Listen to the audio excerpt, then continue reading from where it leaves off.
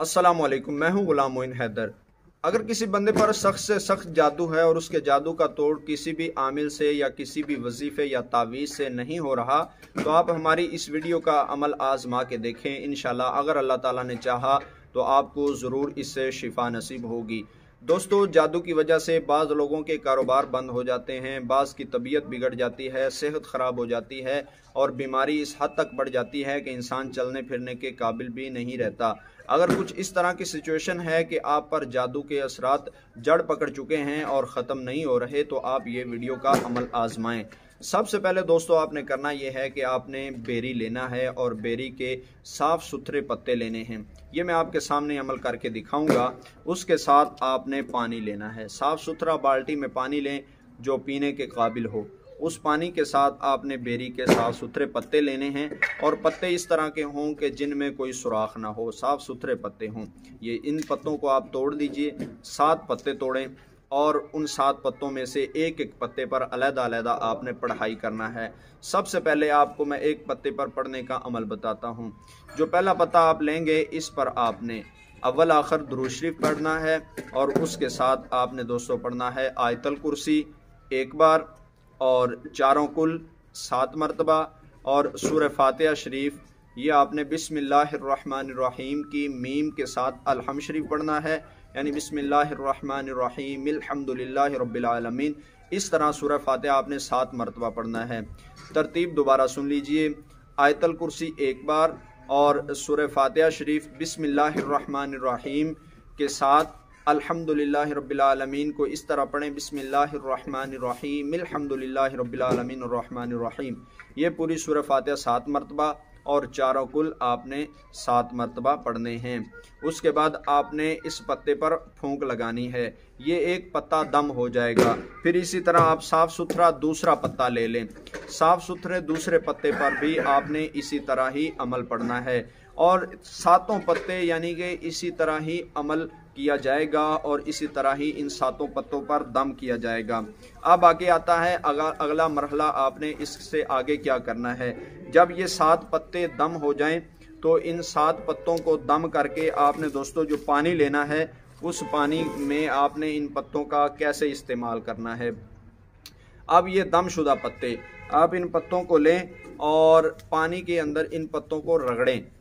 ये पत्ते आपने लेने हैं, इनको आपने 1 पाव पानी लेना है। 1 पाव पानी में आपने इन पत्तों को मसलना है, यानी आपस में पत्तों को रगड़ के इनको मसल के इस पानी में यूं करके, जिस तरह आपको दिखाया जा रहा है, यूं करके इन पत्तों को अपने हाथों से मसलें और 1-2 मिनट मसलने के बाद जब आपको महसूस हो कि पत्तों की रंगत पानी में शामिल हो चुकी है, फिर इसी तरह ही पानी को आपने पुन लेना है और पानी को पुन कर आपने बड़ी वाली बाल्टी में पानी शामिल कर देना है। यानी आपने 2 या 2.5 लीटर पानी इकट्ठा कर लेना है और पानी इतना आपने लेना है जितना कि 7 दिन तक पिया जा सके।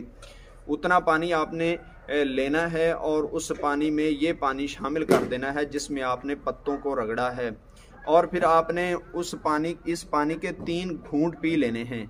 और याद रखें कि अपने हाथों को धोकर आपने ये पत्तों को पानी में रगड़ना है और आपने फिर इस पानी के 3 घूंट पीकर इस पानी को बड़ी 2-2.5 लीटर पानी वाली बोतल में इस पानी को शामिल कर देना है।